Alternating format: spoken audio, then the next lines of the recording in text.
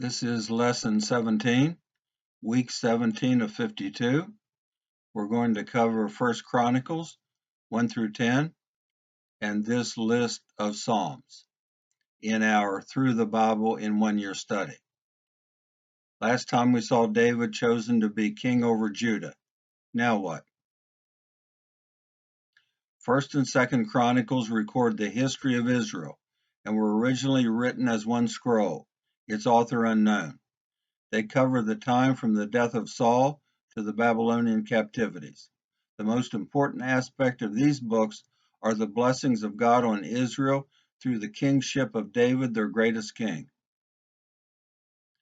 1 Chronicles includes 1. Genealogies, the death of Saul to the coronation of David, and David's kingship to his death.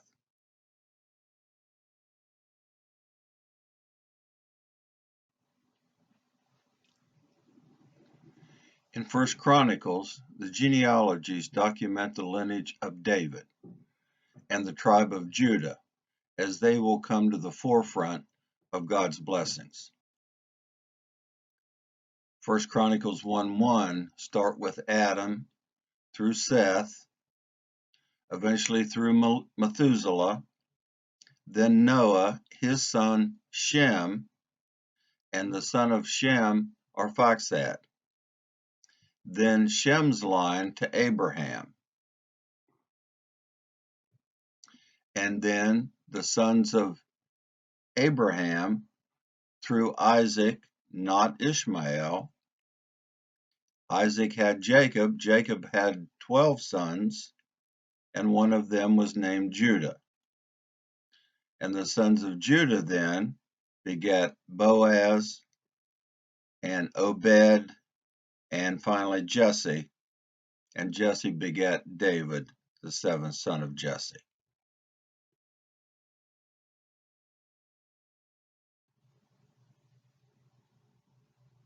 O send out thy light and thy truth. Let them lead me. Let them bring me into thy holy hill, and to thy tabernacles. Then will I go to the altar of God, unto God my exceeding joy. Yea, upon the harp will I praise thee, O God, my God. Psalms 43, 3 and 4. David is looking forward to the day that Jerusalem will be the capital of the nation, and where all will come to worship God. How thou didst drive out the heathen with thy hand, and plantest them. For they got not the land in possession by their own sword, but thy right hand and thine arm. Psalms 44, 2 and 3. Though Joshua led them into the promised land, it was Christ who defeated their enemies.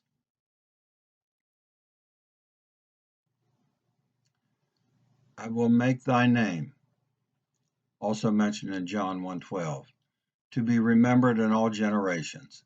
Therefore shall the people praise thee forever and ever. Psalms 45:17. God had given Israel an eternal promise, and they would someday, during the kingdom of heaven on earth, remember and praise the one who made it possible. But God will redeem my soul from the power of the grave, for he shall receive me. Psalms 49:15. A common theme in the Old Testament is that God will redeem the righteous, but destroy the wicked. How amiable are thy tabernacles, O Lord of hosts! My soul longeth, yea, even fainteth for the courts of the Lord. Psalms 84, 1 and 2. The nation longs for a place in Jerusalem where they can proudly come to worship their God.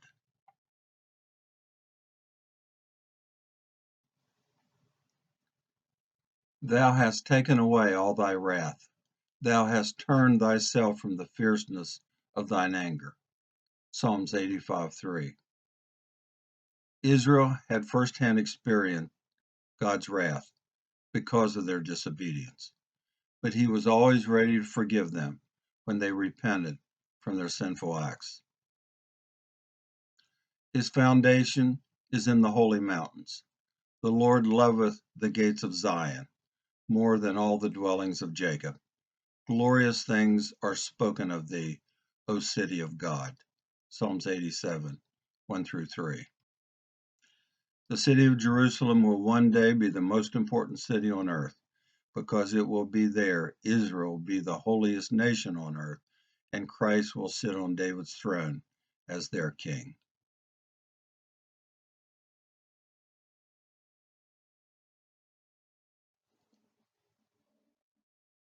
The chronicler continued his theme of the importance of David's lineage, including his children. Now these were the sons of David, which were born unto him in Hebron. The firstborn, Amnon, Enonom, Daniel, Absalom, Adonijah, Shephatiah, Ithream. These 6 were born unto him in Hebron, and there he reigned 7.5 years. 1 Chronicles 3, 1 through 4. And in Jerusalem he reigned 33 years, and these were born unto him in Jerusalem, the most well-known Solomon, but a total of 9 in all. 1 Chronicles 3, 4 through 8. David fathered 15 sons, the first 6 born in Hebron while he was king of Judah, and the last 9 in Jerusalem when he became king of all Israel.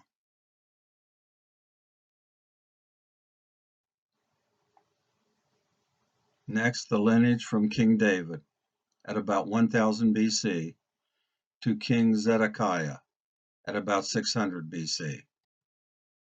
And Solomon's son was Rehoboam, Abiah, Asa, Jehoshaphat, Hezekiah, Manasseh, Josiah, Jehoiakim, Zedekiah. 3, 10 through 15. Zedekiah was the last king of Judah before Nebuchadnezzar, king of Babylon, destroyed Jerusalem and took the last of the Israelites into a 70-year captivity. The last thing King Zedekiah saw was the murder of his sons before he was blinded. Then the king of Babylon slew the sons of Zedekiah before his eyes. Moreover, he put out Zedekiah's eyes and bound him with chains to carry him to Babylon. Jeremiah 39, 6 and 7. Next, the chronicler, the historian, returned to the lineage of Judah, who would become the principal tribe of Israel.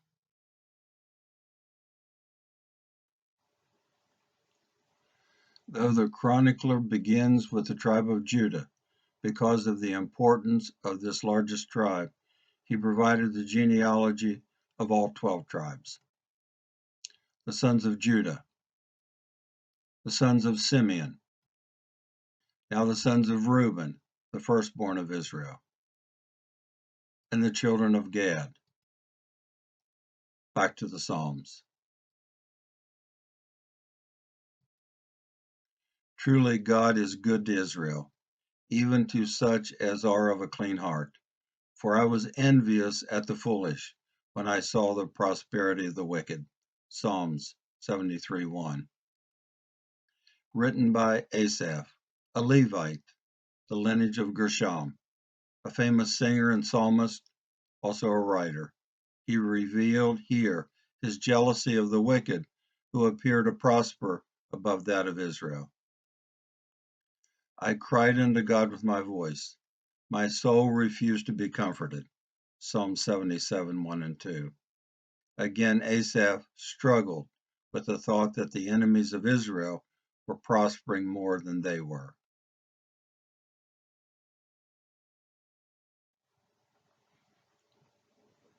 Asaph continues, Give ear, O my people, to my law. We will not hide them, 613 laws, from their children, showing to the generation to come the praises of the Lord. For he established a testimony in Jacob, and appointed a law in Israel at Mount Sinai, that the generation to come might know them, even the children which should be born, who should arise and declare them to their children. Psalm 78, 1 through 5. The psalmist here reiterates the importance of the Mosaic law given to Israel.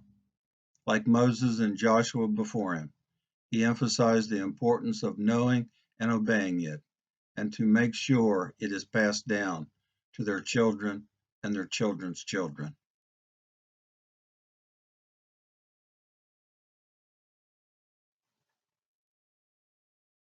The sons of Levi: Gershon, Kohath, and Merari.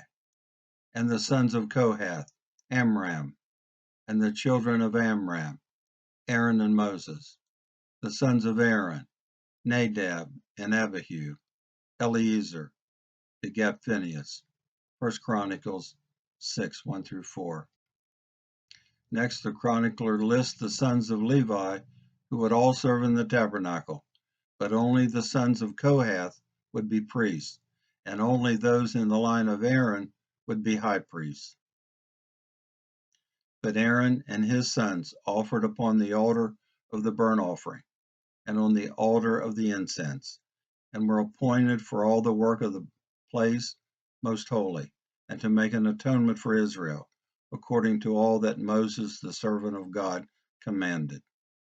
1 Chronicles 6, verse 49.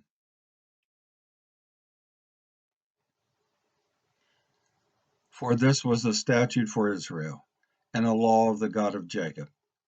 This he ordained in Joseph for a testimony, when he went out through the land of Egypt. I am the Lord thy God, which brought thee out of the land of Egypt. Psalms 81, 4, 5, and 10. The psalmist reminded Israel that their God delivered them from Egyptian bondage, and the feast of Passover should be remembered forever. One of the saddest of all the Psalms. O Lord God of my salvation, I have cried day and night before thee, for my soul is in troubles, and my life draweth nigh unto the grave. I am afflicted and ready to die. Psalms 88, 1, 3, and 15.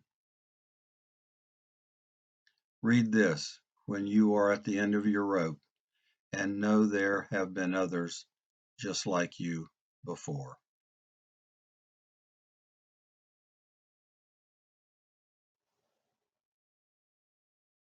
It is a good thing to give thanks unto the Lord, and to sing praises unto thy name, O Most High, to show forth thy loving kindness in the morning, and thy faithfulness every night. Psalms 92, 1 and 2. Israel was taught to be thankful all the day long because they had such a loving God. Shouldn't we do the same? And let the peace of God rule in your hearts, to which also you are called in one body, and be thankful. Colossians 3:15.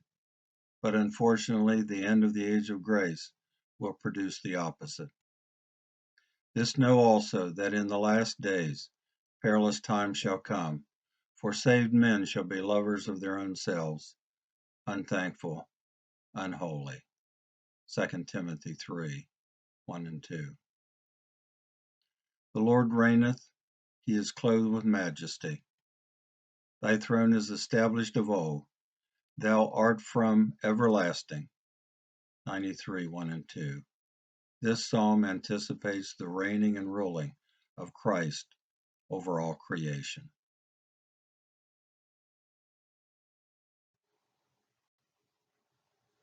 The sons of Issachar.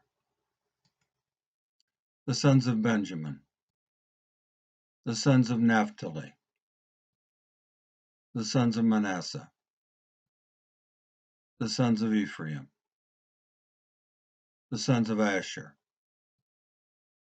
1 Chronicles 8:1 goes into more detail than chapters 7:6-12 concerning the Benjaminites. Why is that? 1 Chronicles 8:33-40 provides information concerning the lineage of Saul and Jonathan, who were both Benjaminites. And Ner begat Kish, and Kish begat Saul, and Saul begat Jonathan. 1 Chronicles 8:33.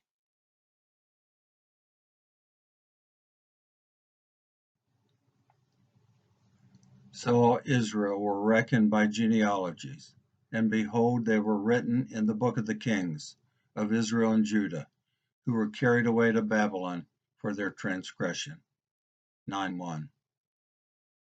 Here the author looks ahead to the time when the Israelites are taken to Babylon for a 70-year captivity because of their persistent idol worship, and then gives their locations upon their return. Now the first inhabitants that dwelt in their possessions in their cities were the Israelites, the priests, the Levites, and in Jerusalem dwelt of the children of Judah, Benjamin, Ephraim, Manasseh. 9:2 and 3.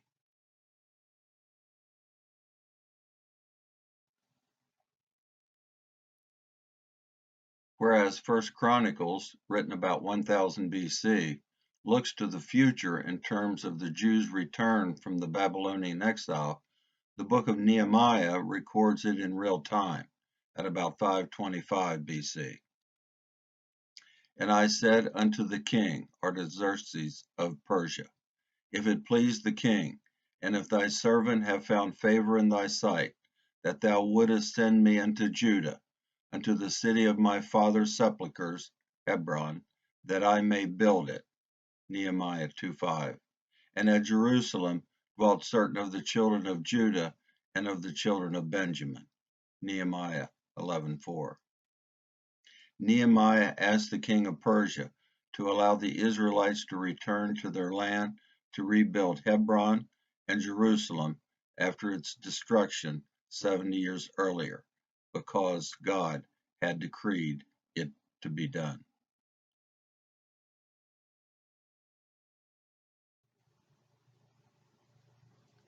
Upon their return, in about 525 BC, First Chronicles lists the names and tribes of the returnees, and of the priests, and of the Levites, and their duties.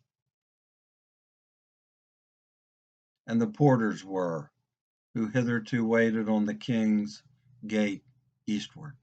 They were porters in the companies of the children of Levi. 9:17 and 18. These Levites were in charge of opening and closing of the gates to the temple. For these Levites, the 4 chief porters were in their set office, and were over the chambers and treasuries of the house of God, or the temple. And they lodged round about the house of God, because the charge was upon them. 9:26 and 27. The Levites were in charge of operation of the temple.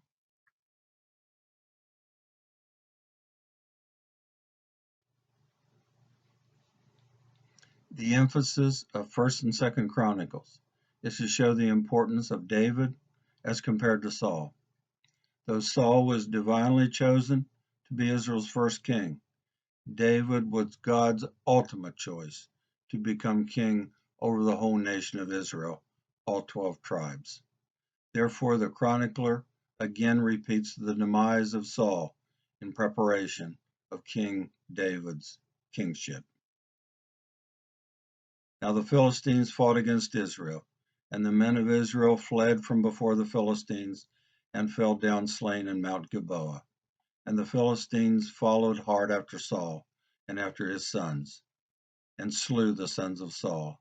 And the battle went hard against Saul, and the archers hit him, and he was wounded of the archers. 10:1 through 3. That's Mount Gilboa, where Saul and his sons were killed.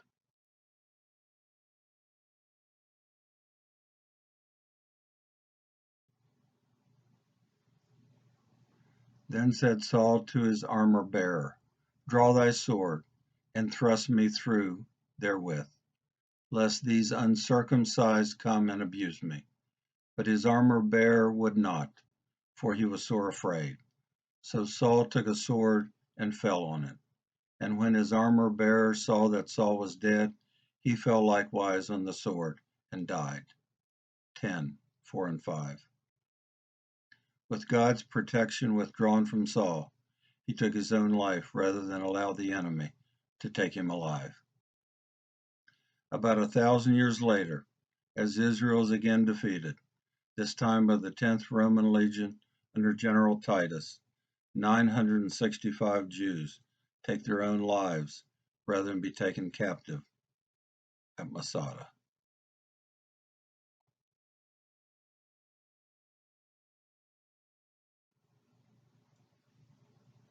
And it came to pass on the morrow, when the Philistines came to strip the slain, that they found Saul and his sons fallen in Mount Gilboa. And when they had stripped him, they took his head and his armor, and sent into the land of Philistines round about, to carry tidings unto their idols and to the people.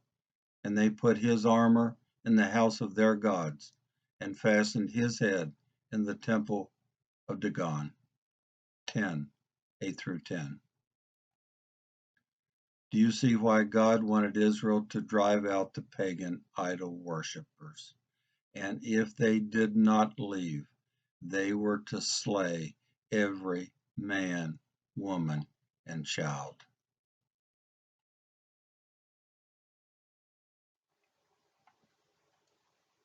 So Saul died for his transgression which he committed against the Lord, even against the word of the Lord, which he kept not, and also for asking counsel of one that had a familiar spirit to inquire of it, and inquired not of the Lord. Therefore he slew him, and turned the kingdom unto David the son of Jesse. 1 Chronicles 10, 13 and 14. God took Saul's life for two reasons. Number one, he performed an animal sacrifice rather than ask the Lord what to do. Number two, he contacted a medium after he sought the Lord but got no answer. Remember this passage before you read your next horoscope or get your fortune told. Why? Would you rather trust your fate to the powers of darkness or to the God of the universe? Christ, who hath delivered us from the power of darkness, and hath translated us into the kingdom of his dear Son, in whom we have redemption through his blood, even the forgiveness of sins. Colossians 1:13.